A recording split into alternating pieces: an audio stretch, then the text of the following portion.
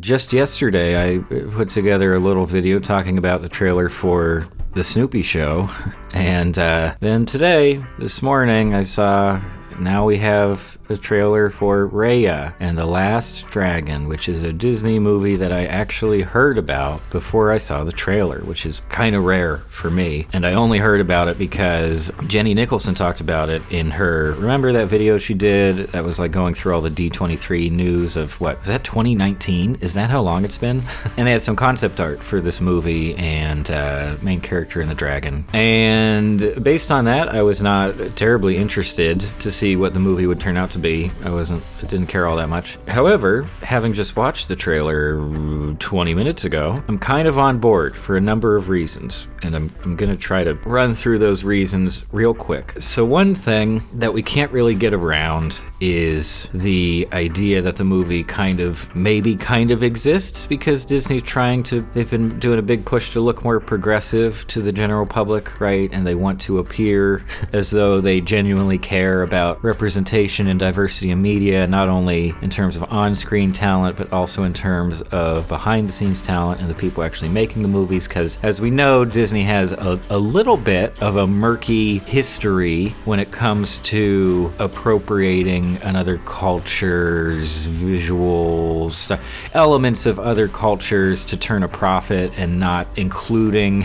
people who actually belong to that culture and have ownership over that culture without involving them in the process in any way, and then making a bunch of money from it. Just because Disney is saying, oh, you know what, now we're going to have a few non-white characters here and there in our movies, I'm not going to sing their praises to the end of the earth because it's still for profit. It's not like they then donate a bunch of money to charities supporting any specific community, to my knowledge. I know there was a push after Black Panther. They were like, hey, some made a petition to say like, hey, Disney should donate like a certain percentage of the profits from this, the box office profits from this movie, to like Black communities or like, you know, organizations that seek to provide resources to disenfranchised people. So with Raya here, I feel like it's a decent advancement of genuinely supporting representation and diversity in media, because for one thing, sure, our characters seem to be, I don't know if they're meant to be in like a literal ancient Asian country or if it's just all a fictional setting. It would seem that China is the biggest influence in terms of a lot of the visuals and character designs and things like that, and even just the inclusion of a long slinky dragon.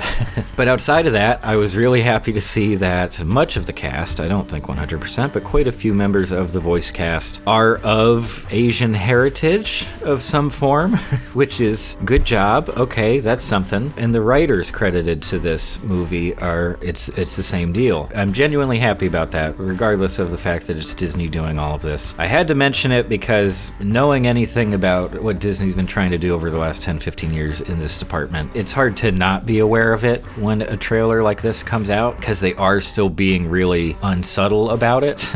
I think it's a net positive here. I'm not an expert, but personally, I feel like they've done a decent job on that side. Now I can finally move on. Just in terms of it being an animated movie, it's very pretty. We can basically always expect that from Disney Animation Studios. They're also trying to align themselves with Moana specifically, which I did not enjoy very much. I'm glad that a lot of people do like that movie. I was not into it really at all. This immediately feels more substantial. It could just be the trailer tricking me, but it doesn't feel like the typical princess adventure. Yeah, on the surface level, I have no doubt that there will be people who come up and say, oh, well, look at these 2 or 3 things that are the same between like this and Mulan. We have this girl character who's setting out on a grand adventure, and don't worry, she has a sassy dragon friend, voiced by a somewhat well-known comedian or comedic actor. This time around, the sassy dragon is voiced by Awkwafina, I believe, because when a big movie studio needs an Asian person who's funny, it's Awkwafina now. Like, that's her typecasting. And I mean, obviously, Disney and Pixar have really nailed down fake lighting in their movies. That is abundantly clear with basically everything they've done from 2010 onward. Maybe not onward specifically. I didn't like that movie very much. But Soul, obviously, is gorgeous, especially when it comes to the lighting. It's just more proof that they know what they're doing in that department. And that alone kind of visually got my interest, because outside of that, the character designs seem kind of standard. And this has been a trend specifically with Disney Animation Studios CG movies over the last, well, I'll at least say it's been kind of a thing since like maybe Tangled, definitely with Frozen, where the character models, at least for the leads, basically just look like action figures to me. I don't want to say there's not a lot of creativity there, but there's a lot of uniformity. Like, yeah, they don't look quite like real people. They do look cartoony, but they're not heavily stylized. It's like, here's a basic face shape, and the bodies are what you would expect and proportioned as you would expect. Maybe the head's a little bit bigger than it would be normally, and that's it. And it seems like a lot of that same stuff is going on here, at least in terms of the human characters, which is fine. I mean, it's a little disappointing that we're not getting a really unique visual style here, but the environments look very nice, especially the adventure environments, I'll call them, look pretty neat. Again, thanks to the lighting, but also just this feels like a slightly different place where we haven't really been here before in other CG animated movies, at least from Disney. So I'm on board with the visuals for sure, and that's very important to me in animation. What a statement, really taking a stand. Visuals are important to animation. Yeah, this is the smart stuff you come here for. Outside of that, was there anything I didn't really like about it? For some reason, I didn't like the Con baby character who got like way too much of the trailer dedicated to them. Something about it felt very non-Disney, which is to say like cheap, bad humor. That, and there was that classic butt joke from the dragon at the end when she finds out that she can like shapeshift and stuff, right? All right.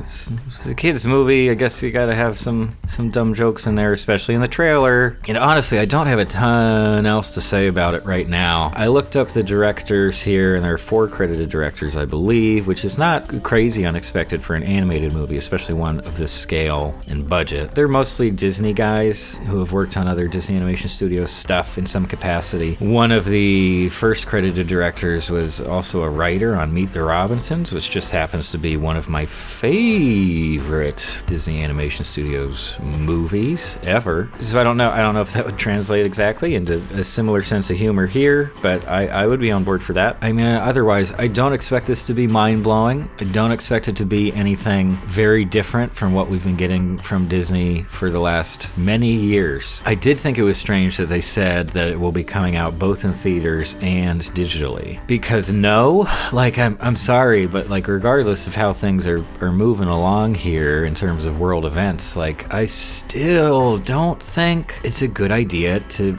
go to actual movie theaters right now, or even in the next several months, especially with your kids. Like, maybe don't do that. However, we also know that Disney has kind of been hurting for money, all of them, I guess, because the parks have been shut down. But like, I get it. I get that they want to try to, maybe they somehow make more money for, or maybe more people show up to the theater as opposed to buying it digitally. I don't know how those numbers work out, but I thought that was kind of surprising. I really don't have too much else for you, because I don't want to judge too much from just the trailer. It's marketing in the end. They just show us the bits they think will really sell people on it, and they're not trying to sell me on it specifically. I'm not the core demographic here, but I am intrigued, and at the very least, it doesn't seem to be a reboot or some other recognizable IP. It's just a thing. It's just a property that exists, and maybe it's based on like a little storybook or something. It kind of has that feel to me, but otherwise it would appear to be an original story, which heck, I can't criticize that, even if it ends up being bad. Like, at least it's not something